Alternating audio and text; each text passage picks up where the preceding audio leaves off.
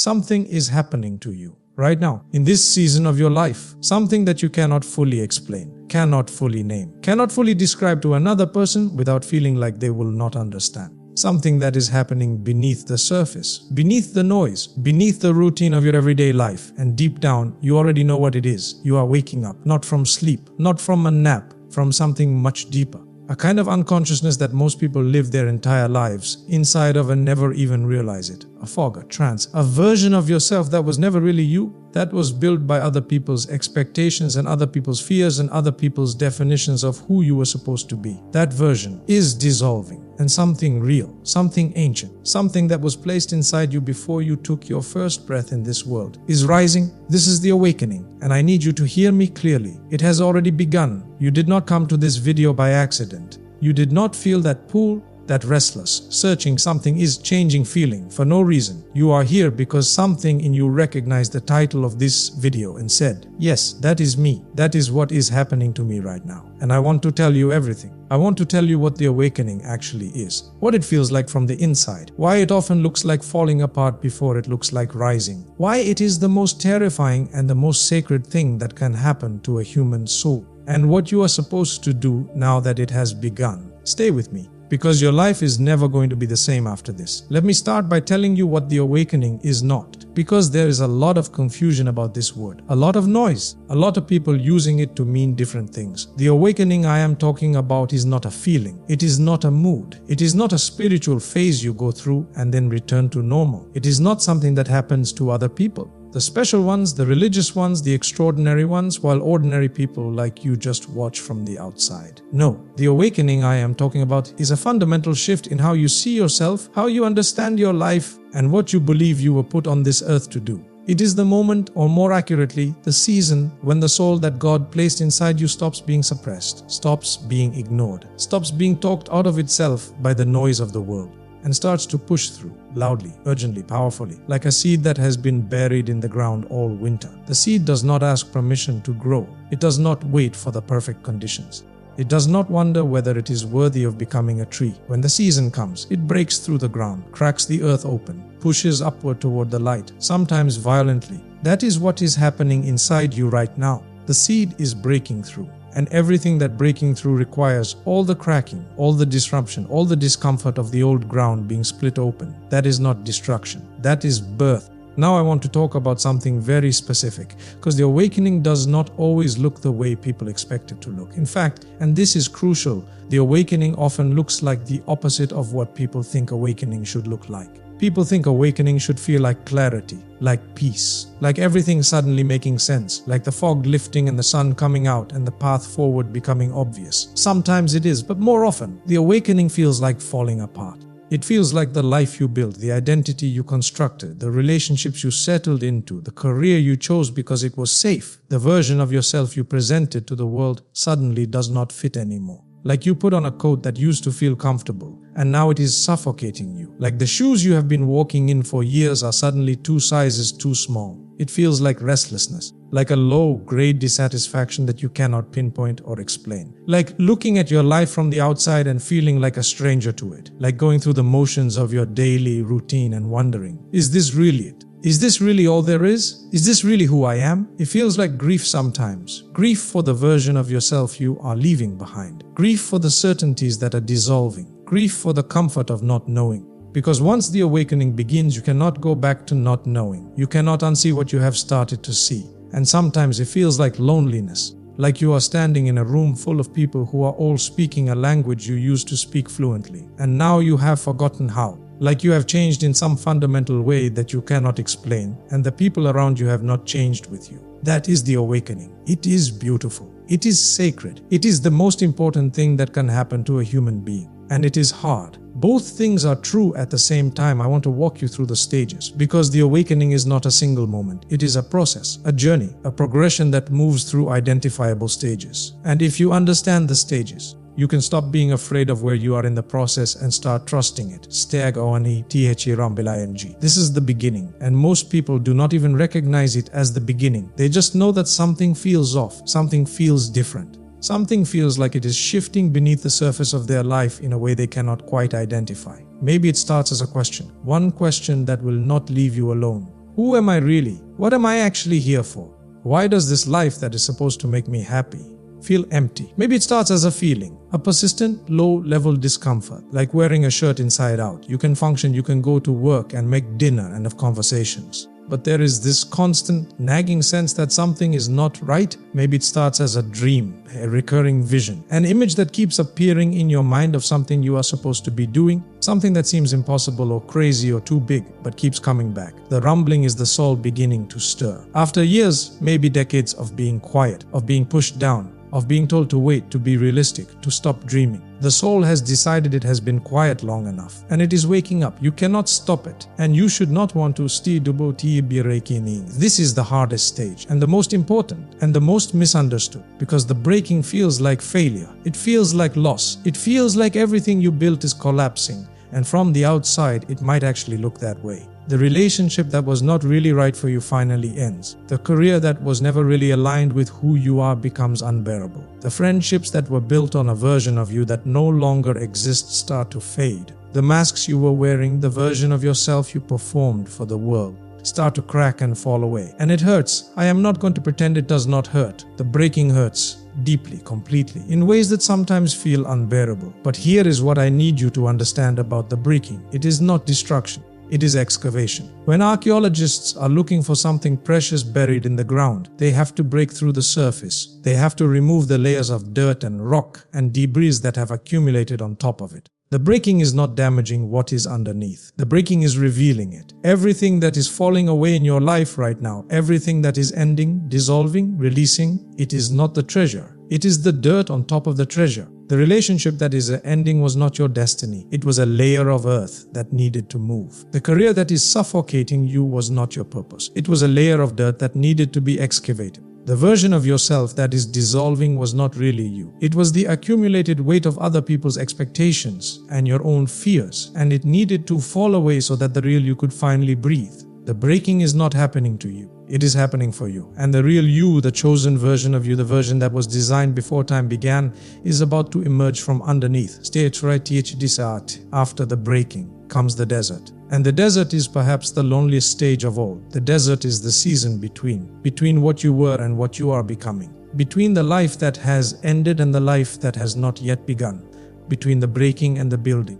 It is the in-between, and it is uncomfortable in a very specific way. Because the old way of being is no longer available to you, you cannot go back, and the new way of being has not yet fully arrived, you cannot quite reach forward. You are suspended between two worlds, and neither one is fully accessible. Moses spent 40 years in the desert. Jesus spent 40 days in the wilderness. The children of Israel wandered for 40 years between slavery and the promised land. Every great spiritual tradition speaks of the desert season, the season of wandering, the season of waiting, the season of stripping away everything that is not essential until all that is left is the core truth of who you are and what you are called to. The desert is not punishment. The desert is preparation. And the things that get stripped away in the desert, the distractions, the false identities, the relationships that were based on performance, the comforts that were numbing you to your calling, those things needed to go because you cannot carry them into your promised land. The desert makes you light enough to move into what comes next. If you are in the desert right now,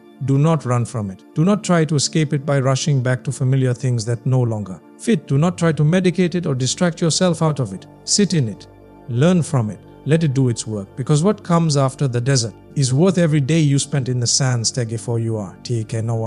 Something starts to become clear. It happens differently for different people. For some it is sudden, like a light turning on in a dark room. For others it is gradual, like dawn breaking slowly, the light increasing inch by inch until you realize it is daytime. But at some point in the awakening process, you start to know. Not know everything, not know how or when or exactly what, but know something, a direction, a calling. A sense of what you were made for that is so clear and so certain that it cuts through all the noise and all the doubt like a blade of light. The knowing is different from thinking, different from planning, different from hoping or wishing. The knowing is a deep, settled, unshakable certainty that rises from somewhere beneath your mind, from somewhere beneath your emotions, from the core of who you are. It says, this is why I am here, this is what I am supposed to do, this is who I was made to be. The knowing does not always make logical sense. In fact, it often doesn't. The knowing might be directing you toward something that looks impossible from the outside, toward a calling that seems too big, toward a life that the people around you cannot understand or endorse. But it is real, and the knowing once it arrives does not go away. You can ignore it, you can suppress it, you can bury it under practicality and fear and other people's opinions. But it will keep coming back, because it is not just a thought, it is not just a feeling, it is the voice of the one who made you, speaking through the deepest part of who you are. Trust it. Stay E5E, TSNG. This is what everything has been leading to. After the rumbling, after the breaking, after the desert, after the knowing, the rising. The rising is when the awakened soul begins to move, begins to act, begins to step, sometimes stumbling, sometimes slowly, but always forward into the life they were created for. The rising does not look like perfection. The person who is rising is not fully healed, not fully confident, not fully prepared. They still have doubts. They still have fears. They still have days when the old familiar pull towards smallness is almost irresistible. But they move anyway, they take the step anyway, they show up anyway. And every time they show up, every time they choose the calling over the comfort, the truth over the safety, the real self over the performed self, the rising gets stronger, the momentum builds. The life that was designed for them begins to take shape around them. The rising is not a destination, it is a direction.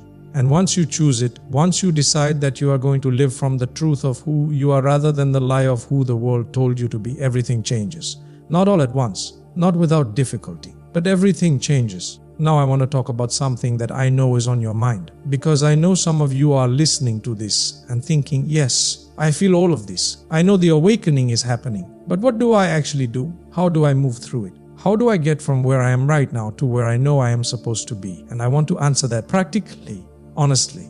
But first I need to say something that is foundational to everything else. You cannot rush the awakening. I know that is not what the impatient part of you wants to hear. I know you want a formula, a timeline, a 5-step process that gets you from point A to point B in 90 days. I cannot give you that, because the awakening is not a process you do. It is a process that happens through you. And it happens on a timeline that is not yours to control.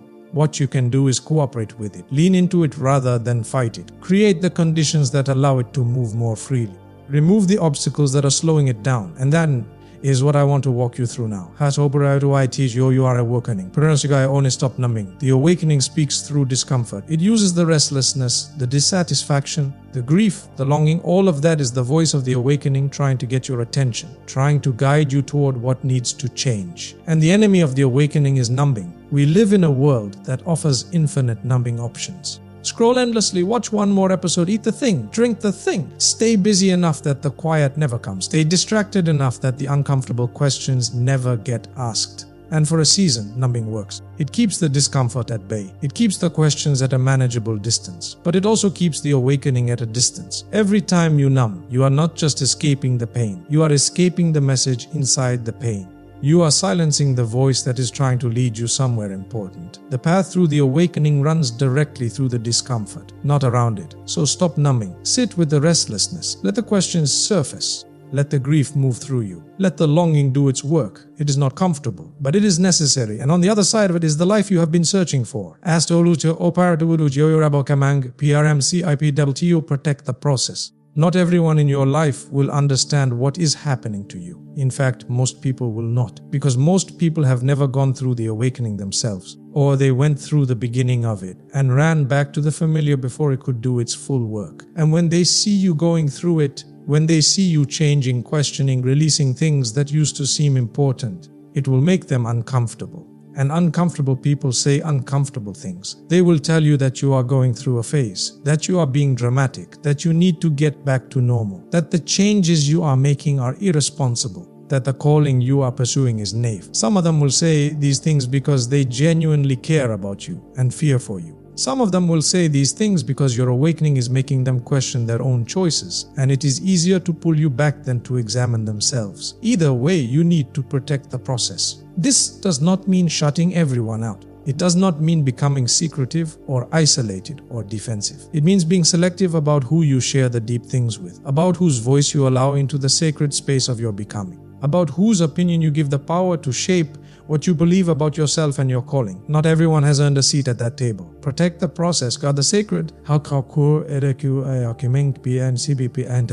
Do the inner work. The awakening is an inside job. It cannot be completed by reading enough books or watching enough videos or attending enough conferences. It cannot be outsourced to a mentor or a coach or a spiritual leader, no matter how wise or gifted they are. It has to happen inside you. And the inner work, the real inner work, is about honesty, about sitting with yourself and asking the questions you have been avoiding, about looking at the places inside you that are still wounded, still fearful, still operating from old programming and old pain. What are the beliefs about yourself that are not true but you have never challenged? What are the wounds that are still raw and still shaping your choices without you realizing it? What are the patterns in relationships, in work, in how you respond to opportunity and failure that keep repeating because something inside you has not yet been healed? The awakening does not just open your eyes to your calling. It opens your eyes to everything that is standing between you and your calling. And the inner work is the process of removing those obstacles one by one. It is not fast, it is not always comfortable,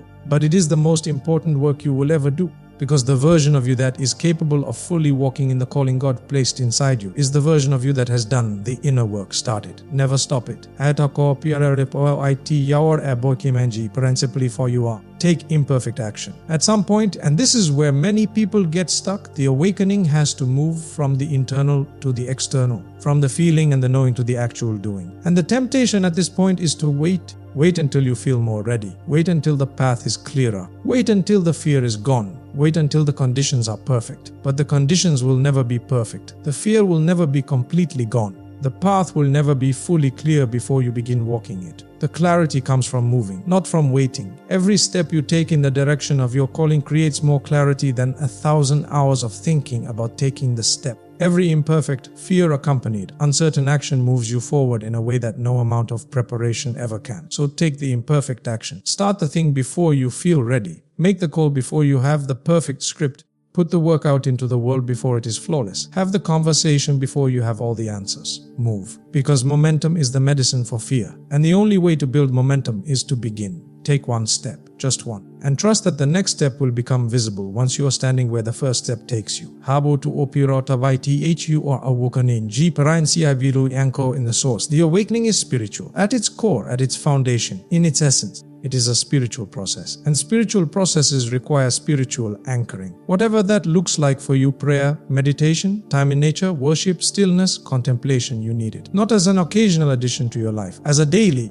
non-negotiable foundation, because the awakening will bring you into territory that is disorienting, into questions that have no easy answers, into seasons that feel uncertain and unstable, into moments when everything you thought you knew about yourself and your life is being reconfigured. And in those moments, you need something to hold on to, something that does not shift when everything else is shifting, something that does not waver when your confidence is wavering, something that speaks truth into you when the noise of the world and the fear of your own mind are shouting lies. That something is your connection to the source, to God, to the divine intelligence that placed the calling inside you and has been guiding the awakening all along. Protect that connection like your life depends on it, because in the deepest sense it does. I want to speak now to something very specific, because I know some of you listening to this are in the middle of a breaking that feels unbearable. You are in the middle of losing something, a relationship, a career, a version of yourself that feels like loss without any obvious gain. And you are wondering if the awakening is real or if it is just a nice story you are telling yourself to make sense of pain. I want to speak to you directly. What you are going through is real. Not real in the sense that it is pleasant or that you are supposed to enjoy it, but real in the sense that it is significant. It is purposeful.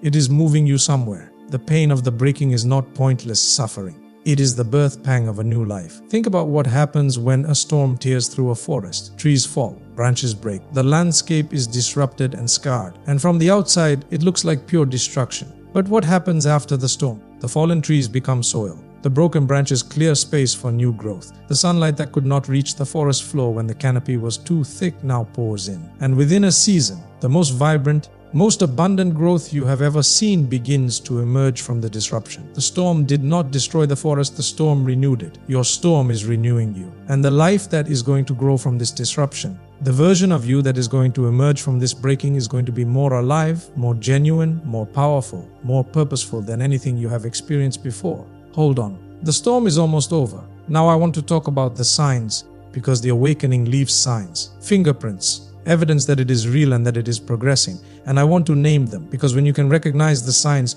you stop being afraid of the process and start trusting it. Owen, you are becoming intolerant of inauthenticity. Things that used to not bother you are starting to bother you deeply. Small talk feels unbearable. Conversations that stay on the surface feel suffocating. Relationships built on performance or pretense feel hollow in a way they never did before. This is not you becoming difficult or antisocial. This is your soul refusing to settle for less than real. The awakening raises your standards for authenticity, both in yourself and in the people and situations you allow into your life. And what used to be acceptable, what used to feel normal, no longer fits. That discomfort is a sign of progress. See, 200, you are being drawn to truth. Books you would never have picked up before are calling to you. Conversations that go deep are energizing rather than draining. Questions that used to feel threatening now feel essential. You are finding yourself hungry for substance, for wisdom, for understanding, for perspective that goes beneath the surface. This is the awakening creating appetite.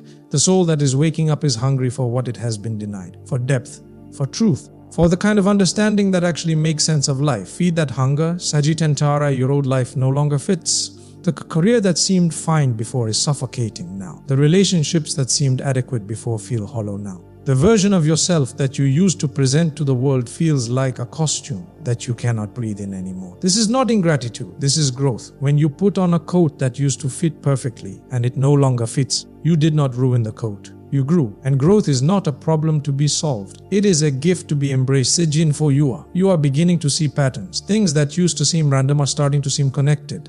The events of your life, the struggles, the closed doors, the detours are starting to make sense in a way they never did before. You are beginning to see that there is a thread running through everything, a design, a purpose behind the apparent chaos. This is the awakening giving you new eyes, eyes that can see what you were never able to see before. Sejin 5, you know you are not done, even on the hardest days, even in the middle of the breaking, even in the depths of the desert. There is something in you, something stubborn and unshakable, that knows this is not the end, that knows there is more, that refuses to believe that the story you are living right now is the full story. That knowing is not delusion. That knowing is divine. It is the voice of the one who made you, reminding you of who you are, even when everything around you seems to argue otherwise. Trust it. I want to close with something that I think is the most important thing I will say in this entire video. The awakening is not something that is happening to you. It is something that is happening through you. There is a difference. Something that happens to you is passive. You are the object. You are the recipient. You have no agency, no role, no participation. Something that happens through you is different. You are the vessel. You are the instrument. You are the willing participant in something that is larger than yourself. The awakening is not just for your benefit. Yes, it will transform you. Yes, it will bring you into the life you were made for. Yes, it will heal what has been broken and reveal what has been hidden and ignite what has been dormant. But the awakening is not just for you. It is for everyone you are about to become capable of reaching. Every person who is going to be touched by what God releases through you when the awakening is complete. Every soul who is going to find their way because of the light you carry once you stop hiding it. Every life that is going to change because you had the courage to go through the fire and come out on the other side as who you were made to be. The awakening is bigger than you. You are being awakened for them. Remember that in the hard moments. Remember that in the desert. Remember that in the middle of the breaking, when everything feels pointless and painful and too hard to continue. You are not just doing this for yourself. You are doing this for everyone who is waiting on the other side of your breakthrough. They need you to keep going. They need you to not stop here. They need you to trust the process, cooperate with the awakening, and step into the fullness of who you were made to be. So keep going. The world needs what is waking up inside you, and it has waited long enough. Say this out loud right now. Say it wherever you are, on the bus, in your room, in your car, in the quiet after everyone else has gone to sleep. Say this: my awakening has already begun. I will not fight it. I will not run from it. I will not numb myself against it. I am being made into who I was always supposed to be. The breaking is not destroying me. It is revealing me. The desert is not punishing me. It is preparing me. And what is rising in me right now is going to change everything. Say it. Say it until something in you shifts. Say it until the fear gets a little quieter and the knowing gets a little louder. Because it is the truth. Your awakening has already begun. And nothing, no fear, no failure, no opposition, no delay, can stop what God has already set in motion inside you. Rise. This is Rise of Chosen. And this is your moment. But wait, before you go anywhere, Before you close this tab or put down your phone or move on to the next thing, I need to go deeper with you. Because there is a conversation that needs to happen. A real one. An honest one, not the polished version, not the inspirational highlight reel. The raw, unfiltered truth about what the awakening actually costs and what it actually produces. And why, even knowing the cost, it is still the most important thing you will ever say yes to. So sit with me a little longer. Cost of awakening. Pair on in the relationships that cannot come with you. This is the one that hurts the most. Because the awakening does not just change you, it changes what you need, what you can tolerate, what feeds your soul and what drains it. And sometimes, not always, but sometimes, the relationships that were built around the old you cannot survive the emergence of the real you. I want to be honest about this, not brutal, but honest. Some of the people in your life right now were connected to you through shared smallness, through the version of you that stayed quiet when you should have spoken, that agreed when you actually disagreed, that shrank to fit into spaces that were never really right for you, that played a role in a story that was never really yours. When you stop playing that role, the connection changes. Sometimes the person grows with you. Sometimes they find their own awakening triggered by yours. Sometimes the relationship transforms into something deeper and more real than it ever was before. But sometimes they cannot follow where you are going. And the grief of that is real. I do not want to minimize it. Losing a relationship, even one that was not right for you, is painful. Watching someone you love be unable to understand who you are becoming is painful. Being misunderstood by the people who knew the old you is painful. But here is what I want you to hold on to. Every relationship that cannot survive the awakening was holding a version of you in place that needed to be released. The relationship was not the treasure. The freedom to become who you were made to be, that is the treasure. And some people in your life will love you enough to grow with you, will trust you enough to believe in what you are becoming even when they do not fully understand it, will show up for the real you even when the real you is still figuring out what real means. Those are your people. Hold them, value them, pour into them, and release with love, without bitterness, without anger, the ones who cannot come. Cost of a 1G, part TOO, the comfort you have to leave behind. There was a version of your life that was safe, predictable, manageable, under control. You knew how it worked, you knew what to expect, you knew how to navigate it. And even if it was not everything, even if it was smaller than what you were made for, it was known. And known is comfortable. Even when comfortable is suffocating, the awakening asks you to leave that behind. Not recklessly, not without wisdom. Not without care for the real practical responsibilities of your life. But it asks you to stop making comfort the primary criterion for your decisions. And that is hard, because the fear of the unknown is real. The fear of failure is real. The fear of stepping off the edge of what is safe and predictable into something uncertain and unmapped, that fear is one of the most powerful forces a human being can experience. But here is what I know. The comfort that costs you your calling is not actually comfort, it is a slow suffocation that you have learned to call safety. Real safety, the deep, foundational, unshakable kind, does not come from a predictable life. It comes from knowing who you are and living from that truth. It comes from being aligned with the purpose you were created for. It comes from the certainty, the unshakable, bone-deep certainty, that you are exactly where you are supposed to be, doing exactly what you are supposed to be doing, becoming exactly who you were made to become. That kind of safety the comfortable life can never provide. But the awakening can. Cost of awakamai kapotatai, the identity you have to surrender. This might be the most profound cost of all, because we build our identities carefully. Over years, over decades, we construct a self, a persona, a character, a set of beliefs about who we are that we then defend, protect, invest in, build our lives around. And often, that constructed identity is not really us. It is a compilation of what our parents told us we were, of what our early experiences taught us to believe about ourselves, of what the world rewarded and punished, of what we learned to lead with in order to be accepted, loved, successful, safe. And the awakening slowly, sometimes painfully, begins to dismantle it, not to leave you with nothing, but to replace what was constructed with what is true. The surrendering of the old identity is terrifying because it feels like dying, like disappearing, like losing yourself. But you are not losing yourself. You are finding yourself. The self that is emerging from the wreckage of the constructed one is not less than what came before. It is infinitely more real, more alive, more connected to the source, more capable of the things you were actually made to do.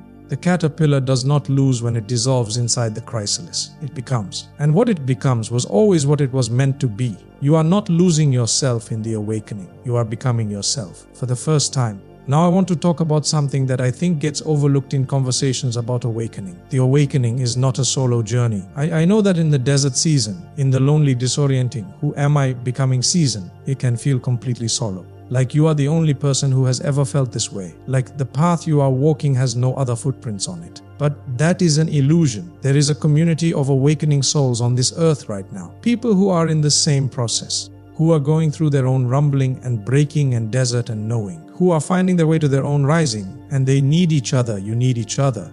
The awakening does not happen in a vacuum. It is accelerated, deepened, strengthened, clarified in community, in the presence of other souls who are on the same path, who speak the same language, who understand the disorientation and the excitement and the grief and the wonder of becoming. So as you move through the awakening, seek those people, not just anyone who uses spiritual language or talks about purpose, the real ones, the ones whose awakening is genuine, the ones who are actually doing the inner work and actually taking the imperfect action and actually surrendering the old identity rather than just talking about it. Find them, build with them, because the fire of the awakening burns brighter when it burns in community. I want to speak now to the ones who are early in the process, to the ones who are still mostly in the rumbling stage, still feeling that low-level discomfort, still not sure if what they are feeling is real or if they are just being dramatic, still wondering if they are actually chosen or if that is just a nice story. I want to speak to you directly and clearly. What you are feeling is real. The discomfort is real. The restlessness is real. The sense that your life is about to change is real. The pull towards something more, something greater, something aligned with who you actually are, that is real. And it is not going away. Because the awakening has begun. You might be tempted to push it down, to tell yourself you are being silly, to go back to the comfortable routine and pretend the rumbling is not happening. You can try, but the awakening does not stop because you ignore it. It gets louder, it gets more insistent, it finds more creative ways to get your attention. Because the soul that God placed inside you, the soul that was designed and deployed for a specific purpose, it knows that time is passing. It knows that the calling is not going to fulfill itself. It knows that the version of you that is sleeping is costing the world something. And it will not stop waking you up until you are awake. So instead of fighting it, lean in, say yes to the discomfort. Say yes to the questions, say yes to the process even though you cannot yet see where it leads. Because where it leads is home, your real home. The life that was always meant to be yours. The version of yourself that has been waiting patiently, faithfully, persistently for you to finally arrive, it is waiting. And you are almost there. Let me leave you with this. There is a moment that is coming for you. Not immediately. Maybe not even soon. But it is coming as surely as the sun rises after the longest night. A moment when you look back at everything you went through, the rumbling and the breaking and the desert and the uncertainty and the loneliness and the fear, and you see it clearly. All of it, the full picture. The complete design. And in that moment, you will not just understand it, you will be grateful for it. Every closed door, every broken relationship, every season of loss, every time you hit rock bottom, every moment in the desert when you could not see the way forward, every day of the awakening that felt unbearable, you will see that it was all necessary. All of it was leading here, to this version of you that is so much more alive, so much more real, so much more powerful than the version who started the journey. To this life that is so much more aligned, so much more meaningful, so much more full of genuine purpose and impact than the life you were living before. To this moment of standing in the fullness of who you were made to be, healed in the places that needed healing, awakened in the places that needed waking, freed in the places that needed freeing, and knowing with absolute certainty that every single step of the journey was worth it. That moment is coming. Hold on for it, fight for it, trust the process that is leading to it. Because on the other side of the awakening is a life beyond anything you can currently imagine. And it has your name on it. It was always yours. It was always waiting. The awakening has already begun. Now rise and go claim it. This is Rise of Chosen. And this is your time. One more thing, because I realize I have taken you through a lot of truth, a lot of depth, a lot of honesty about what the awakening is and what it costs and what it produces. And I want to make sure, before we close, that you do not leave here with just information. I want you to leave here with something you can actually use, something practical, something you can do today, not someday, not when you feel ready, not when the conditions are perfect, today. So here is what I want you to do. The moment this ends, before you do anything else, I want you to find a quiet place. Even if it is just your car for 5 minutes, even if it is the bathroom with the door locked,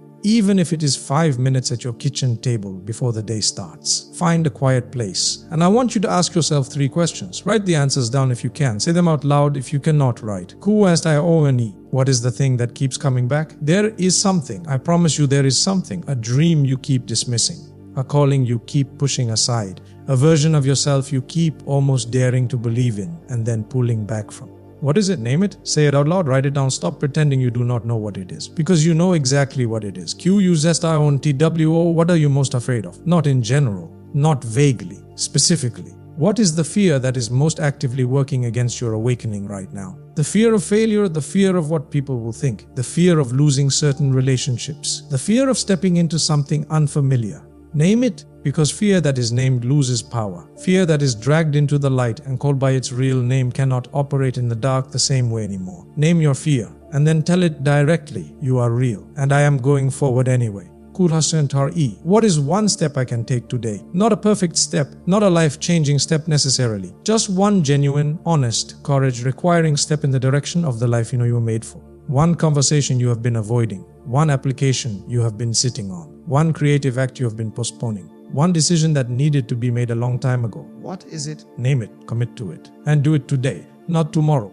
Not after you feel more ready, not when the time is right, because the awakening is not confirmed by how much you understand it. It is confirmed by how you respond to it. And today, in this moment, you have the chance to respond to it with one brave, imperfect, fear-accompanied step forward. Take it. Take it for the version of you that has been waiting your whole life to finally emerge. Take it for the people who are waiting on the other side of your breakthrough. Take it because the one who designed you and deployed you and has been guiding this awakening from the beginning is not finished with you yet. Take it because the best chapters of your story are still ahead. Take it because you were chosen before you were born. You were made different on purpose, and your awakening has already begun. Now move.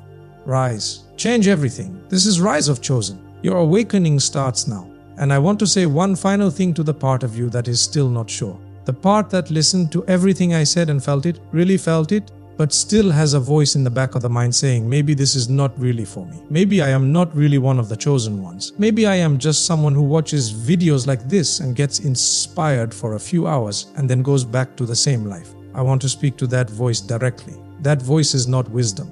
That voice is the last defense of the old identity trying to protect itself from extinction. Because the old you, the constructed you, the performed you, the you that was built by fear and shaped by other people's expectations knows that if you truly embrace the awakening, if you truly step into who you were made to be, it is finished. The old version cannot survive the awakening, and so it fights. It uses doubt and self-deprecation and comparison and unworthiness as weapons. It tries to convince you that the calling is for someone else, that the awakening is for someone more qualified, that the chosen life is for people who had better starts, cleaner histories, fewer failures, more obvious gifts. Do not believe it. Do not give that voice one more moment of your life. Because the truth, the deep, unshakable, divinely authored truth is this: you would not feel the calling if you were not made for it. You would not sense the awakening if the awakening was not real and was not already happening inside you. You would not have found this video in this moment, at this specific point in your journey, if none of this was meant for you. The fact that you are here is the evidence. The fact that something in you resonated with every word of this conversation is the evidence. The fact that you can feel right now, in the center of your chest, that something is shifting, that something is waking up, that something is ready to rise, that is the evidence. You are chosen. Your awakening has already begun. And the life that is waiting on the other side of your yes to this process is more beautiful, more purposeful, more full of genuine impact and meaning than anything you can currently imagine. Say yes to the awakening. Say yes to the breaking that is revealing you. Say yes to the desert that is preparing you. Say yes to the rising that is coming for you. Say yes to the version of yourself that God designed and deployed and has been patiently and faithfully guiding toward this exact moment. Say yes, because yes is the beginning of everything and you were born for this. This is Rise of Chosen. Now rise.